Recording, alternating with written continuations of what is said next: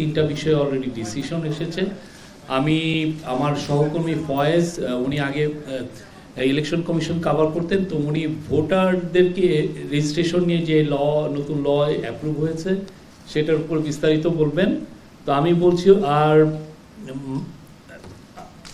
আর যে 2টা পাস হয়েছে তার মধ্যে সবচেয়ে ইম্পর্টেন্ট, এটা বাংলাদেশের জন্য খুবই গুরুত্বপূর্ণ একটা আইন হচ্ছে মানবদেহে অঙ্গ প্রত্যঙ্গ সংযোজন অধ্যাদেশ 2025 এর খসড়া নীতিগত এবং চূড়ান্ত অনুমোদন হয়েছে। এটা আজকে ক্যাবিনেটে এটা বিস্তারিত আলাপ হয় এবং এর ফলে যেটা হয়েছে যে আপনারা জানেন যে অনেকের কিডনি ড্যামেজ হয়, অনেকের চোখে দেখতে পান না, কর্নিয়া সংযোজন হলে তার চোখে মানে অন্ধত্ব দূরীকরণ করা যায়, অনেকগুলো বিষয় আছে। তো এই বিষয়গুলো বাংলাদেশের যে লটা ছিল সেই লটাকে আসলে অনেক দিন ধরে আপডেটেড হয়নি।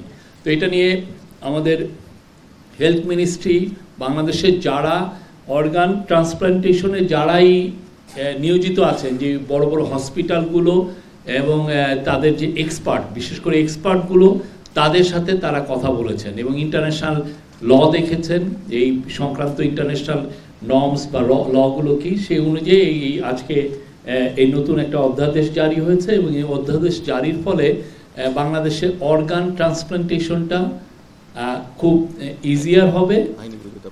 হ্যাঁ, এবং কিছু কিছু ক্ষেত্রে আগে যেমন দেখা যেত যে মানে ট্রান্সপ্লান্ট করার জন্য শুধুমাত্র খুবই কাছের, যে আপনি আপনার ভাই বোন বা বাবা মার থেকে নিতে পারতেন, এখন একটু এটাকে একটু এক্সপান্ড করা হয়েছে।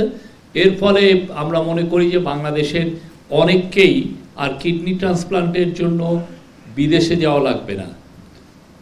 অনেকে জানেন যে ইলিগালি নিয়ে যান, এখান থেকে নিয়ে যে ওই বাইরে দেশে কাজগুলো করেন, এবং এর ফলে যেটা হবে যে বাংলাদেশের হসপিটালগুলোও এই সার্ভিসগুলো দিতে পারবেন খুব ইজিয়ার ওয়েতে।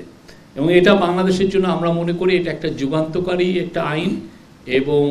এবং আরেকটা হচ্ছে যে অনেকে তার দেহ দান করে যেতে চান, দেহ দান করলে এই কাদাভার এটাকে, এই লাশ থেকে যে অর্গানগুলো কিভাবে হারভেস্টিং করা হবে বা এটা কতটা লফুল কিভাবে করা যাবে, সেই বিষয়গুলোও এই লতে আছে।